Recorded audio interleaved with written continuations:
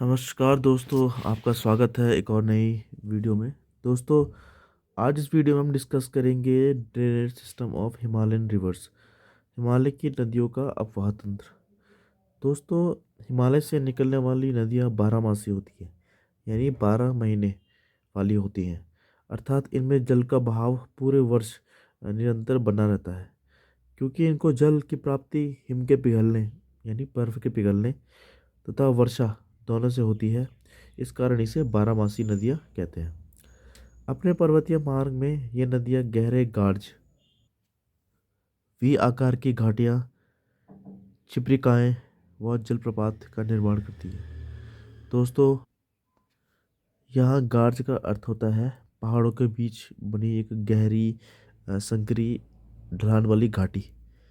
और वी आकार की शेप उन्हीं घाटियों को कहते हैं जो ये गहरे गार्ज बनाती है। ये वी आकार की घाटी बनाती है। दोस्तों, ये नदियाँ मैदान में पहुँचने पर समतल घाटियों, गोखु झीलों, पहाड़कृत मैदानों, विसर्पों तथा डेल्टाओं का निर्माण करती हैं। अब इनमें से समतल घाटियाँ तो आपको पता है, प्लेन घाटियाँ।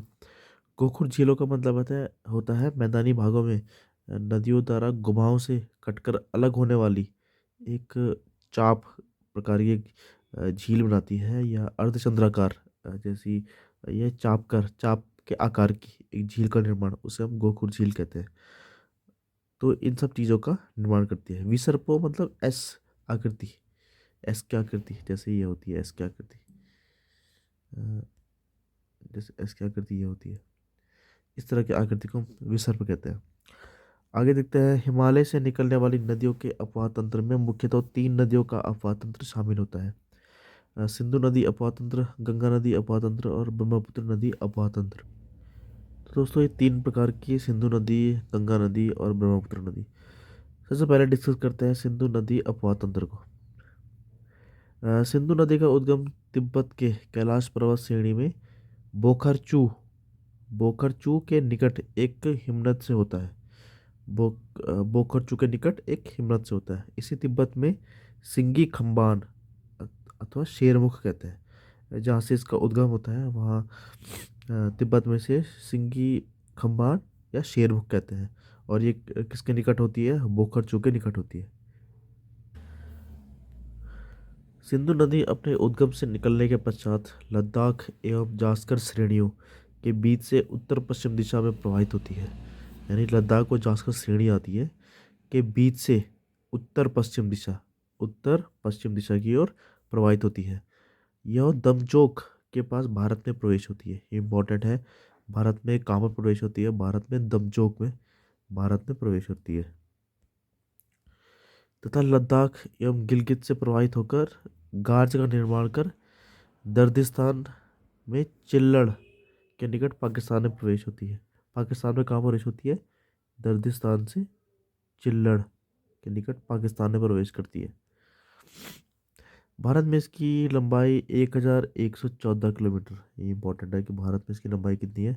और कुल लंबाई 2880। भारत में 1114 किलोमीटर और उसकी सिंधु नदी की कुल लंबाई है 2880। आगे देखते हैं। सिंधु नदी के बाएं एवं दाएं दोनों तरफ से अनेक सहायक नदियां मिलती हैं, जैसे शोक, किलगित, शिगार, काबुल, जास्कर, पंचनद। ये नदियां इसकी कहाँ है? बाएं और दाएं से दोनों तरफ से इसकी सहायक नदियां हैं। और भी है, जैसे झेलम, चेनाब, रावी, व्यास और सतलुज। इसमें काबुल नदी के अतिरिक्त दाहिने तट पर मिलने वाली अन्य मुख्य सहायक नदियां हैं कुर्रम, तोची, गोमल, बिबिहोआ और संगर। और ये सभी नदियां सुलेमान पर्वत श्रेणी से निकलती है। कौन कौन सी नदियां हैं? अ, कुर्रम, तोची, गोमल गोमल विबोआ और संगर। ये नदियाँ 5 नदियाँ ये कहाँ से निकलती है? सुलेमान पर्वत श्रेणी से निकलती है। अफगानिस्तान में अटाक पहाड़ी के समीप काबुल नदी सिंधु नदी में मिलती है। अब सिंधु नदी में काबुल नदी कहाँ पर मिलती है? काबुल नदी अफगानिस्तान से आती है और ये अटाक पहाड़ी के समीप सिंधु नदी से मिलती है। पंचनद नदियाँ आपस में मिलकर पाकिस्तान में मिथनकोट के पास सिंधु नदी में मिल जाती है। पंचनद नदियाँ कौन सी है अब? ये हो पंचनद नदियाँ दोस्तों ये है हमारी झेलम, चेनाब, रावी, व्यास और सतलुज। ये है हमारी पंचनद नदियाँ। ये रियायतें सब एक साथ मिल जाती है और लास्ट में मिथनकोट के पास सिंधु नदी में मिल जाती है। सिंधु नदी का मुहाना अरब सागर में है। ये सिंधु नदी का ये हिमालय से, तिब्बत से, भारत में होते हुए, पाकिस्तान में होते हुए लास्ट में अरब सागर में मिल जाती है। ये है दोस्तों, जैसे ये है यहाँ पर पीतनकोट। यहाँ पर जो है मिलती है, ये है मीतनकोट हमारा। पांच पांच नदियाँ मिल रही है ना सारी। और इसे बताता हूँ, और ये अरब सागर मिल रही है, ये पाकिस्तान में होते हुए यहाँ पर अरब सागर में चली जाती है। ये पूरा यहाँ से घूम के आती है, यहाँ से घूम के आई और फिर अरब सागर में मिल गई। अब दोस्तों पढ़ते हैं सिंधु नदी से संबंधित विशेष तथ्य। ये काफ़ी तथ्य सभी इंपॉर्टेंट है। सिंधु नदी की कुल लंबाई 2880 किलोमीटर है। ये आपको याद होना चाहिए। भारत में केवल लद्दाख यूनियन, जो स्टेट यूनियन है हमारा, जो सेंट्रल लद्दाख यूनियन है, उसमें ही प्रवाहित होती है सिर्फ सिंधु नदी हमारी। सिंधु नदी के दाएं तट पर लेह अवस्थित है। लेह कहाँ अवस्थित है? दाएं तट पर। सिंधु नदी जल समझौता 1960 के अनुसार भारत इसके विसर्जन क्षमता का केवल 20% भाग ही उपयोग कर सकता है। जो 1960 में समझौता हुआ था, तो भारत सिर्फ 20% भाग क्या कर सकता है, इसका उपयोग कर सकता है। लेकिन वर्तमान में ये संधि जो है कैंसिल हो गई है, क्योंकि बीच में भारत पर आतंकवादी हमला हुआ था, तो भारत ने सिंधु नदी जल समझौता कैंसिल कर दिया है। अब बात करते हैं झेलम नदी की। झेलम नदी जो कि क्या है? सिंधु नदी की सहायक नदी है। ये पंचनद नदियों में से एक है।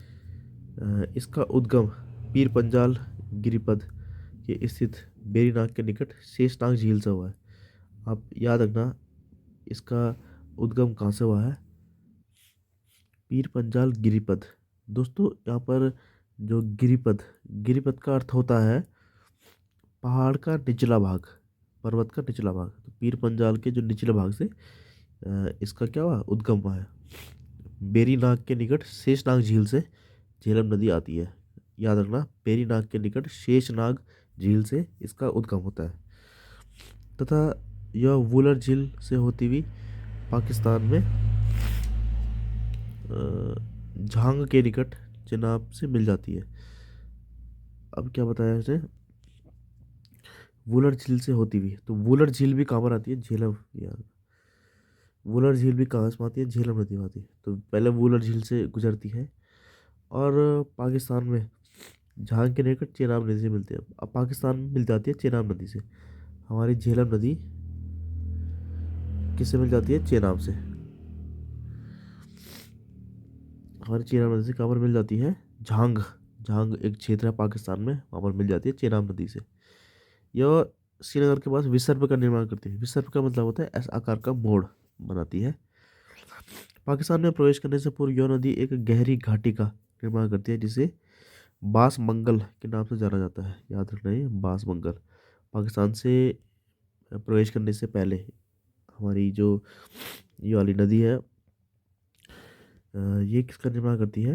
ये बास मंगल का निर्माण करती है। झेलम नदी बास मंगल का निर्माण करती है। पाकिस्तान में चेनाब से मिलने से पहले झेलम नदी पर मंगला डैम का निर्माण किया जाता है। जम्मू कश्मीर में झेलम नदी मुजफ्फराबाद से मीरपुर तक भारत पाकिस्तान सीमा रेखा से होकर बहती है। तो क्या करती है? कुछ समय तक भारत पाकिस्तान जो सीमा रेखा है उसमें बहती है, मतलब जो भारत और पाकिस्तान की बाउंड्री है उसके उस सीमा रेखा से होकर बहती है। झेलम नदी पर जम्मू कश्मीर में तुलबुल एवं उरी परियोजनाएं चलाई जाती हैं। तो कभी पूछा गया तुलबुल और उरी परियोजना किससे संबंधित है, तो आपको याद होना चाहिए झेलम नदी से संबंधित है तुलबुल और उरी परियोजना। अब बात करते हैं चेनाब नदी के बारे में दोस्तों। यह नदी, यह सिंधु की सबसे बड़ी सहायक नदी है। हिमाचल प्रदेश में इसे चंद्रभागा के नाम से जाना जाता है। चेनाब नदी बारालाचा ला दर्रे के दोनों ओर से निकलने वाली चंद्र और भागा नामक नदियों के केलांग के निकट ताड़ी में मिलने से बनती है। अब चेनाब नदी बनती कैसी है? चेनाब नदी दो नदियों से बनती है, चंद्र और भागा नदी से। चंद्रभागा नदी केलांग के निकट तांडी एक क्षेत्र है, वहाँ पर मिलती है चंद्रभा और भागा नदी, और क्या बनाती है, हमारी चेनाब नदी को बनाती है। अब बारालाचाला दर्रा हिमाचल प्रदेश में, जो बारालाचाला दर्रा है उसकी दोनों तरफ से निकलती है, एक तरफ से चंद्र निकलती है, एक तरफ से भागा निकलती है, और एक केलांग के निकट ताड़ी में मिल जाती है, जहाँ से क्या बनती है, चेनाब नदी मिलती है।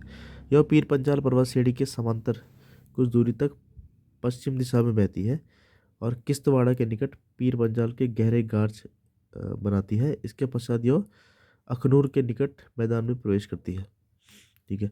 चेनाब नदी पर निर्मित महत्वपूर्ण जल परियोजनाएं कौन सी है? चेनाब नदी ना हिमाचल प्रदेश से बहती है, और बगलिहार परियोजना, सलाल परियोजना और दुलहस्ती परियोजना, तीन परियोजना का नाम रखना।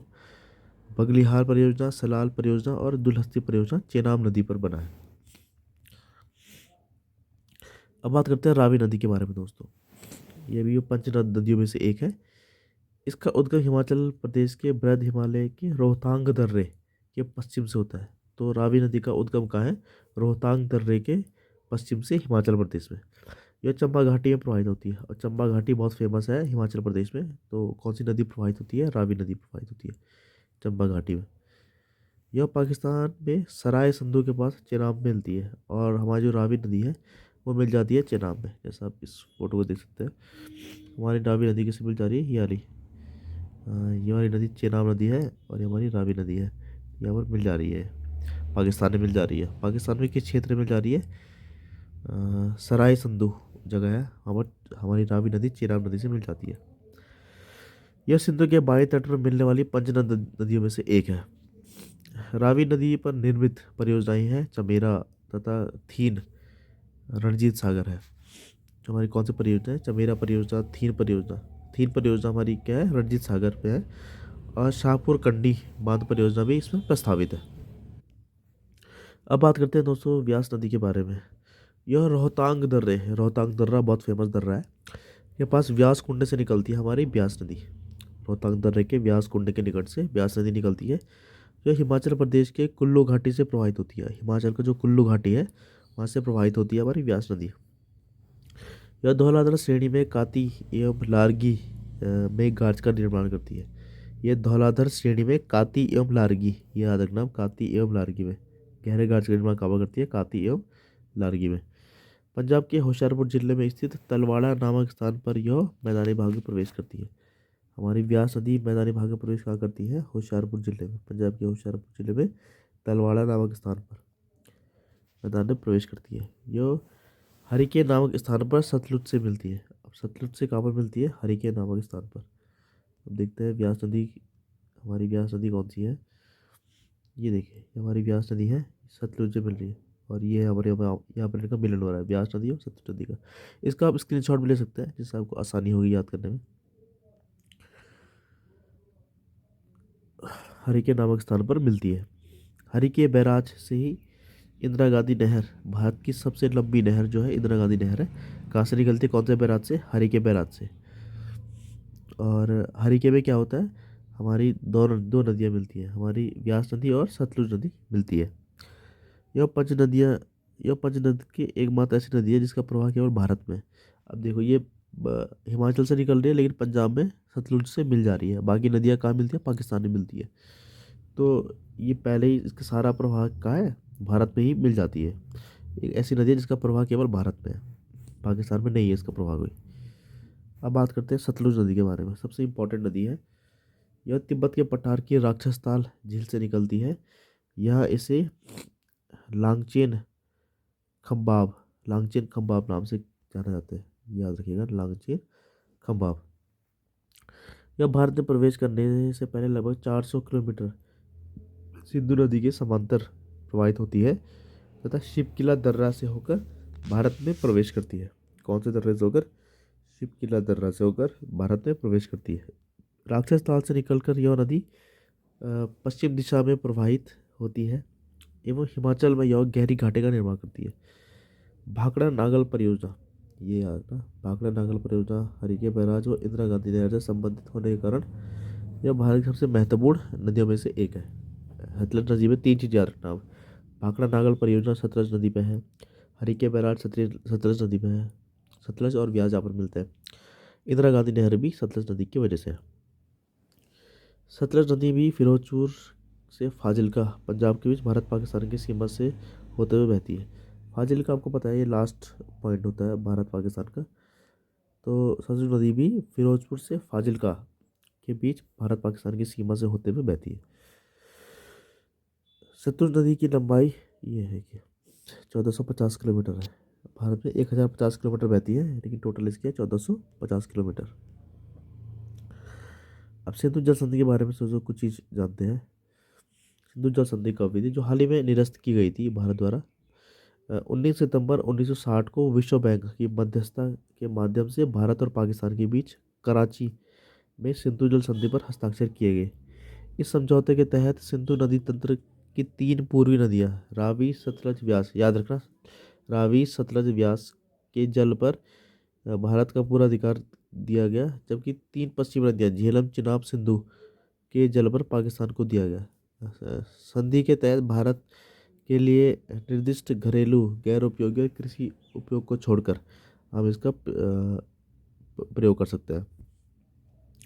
इसके साथ ही भारत को पश्चिम नदियों पर run of the river ROR project के तहत पन बिजली उत्पादन का अधिकार भी दिया गया है पश्चिम नदियों पर।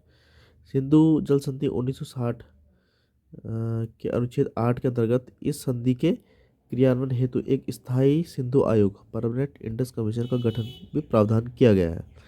तो 1960 में ये नदी जो है ये संधि हुई है, कहाँ हुई है, पाकिस्तान की कराची में हुई है, और इसके अनुच्छेद 8 में इसको एक स्थायी सिंधु आयोग का गठन का भी प्रावधान है इसमें।